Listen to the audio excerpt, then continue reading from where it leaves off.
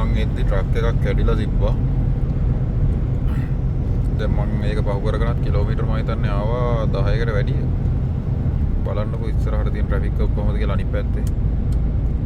පාරෙන් එහා පැත්තේ එන වාහන වලට තියෙන ට්‍රැෆික් එක බලන්න කොච්චර දුරද කියලා. තව තියෙනවා මං හිතන්නේ.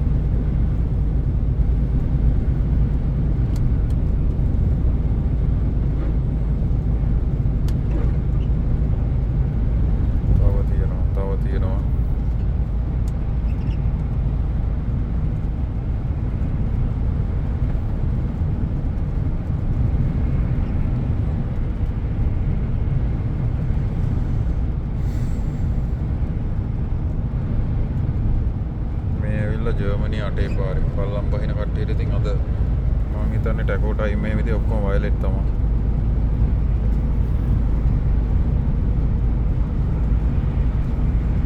තව තියෙනවා. මට මේක මුලදී මතක් වුණේ අපරාධ නැත්තම් මුලින් ඉඳන්ම වීඩියෝ එක කරන්න තිබ්බා.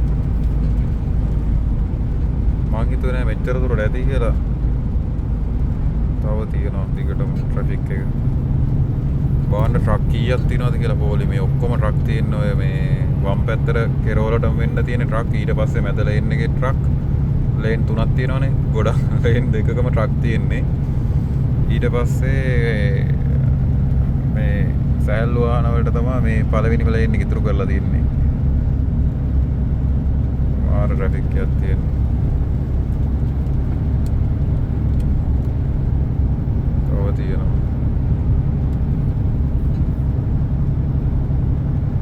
හරි ඕන් ටිකක් විතර අඩුයි ඒක දැන් හරි ටික ටික දැන් තමයි ඔන්න ට්‍රැෆික් එක ඉවරයි මේන් ඉවරයි ට්‍රැෆික් එක ඕන් දැන් මෙයා ඩබල් සිග්නල් දාගෙන ඉන්නේ යාර ට්‍රැෆික් එක සෙට් වෙන්න මුල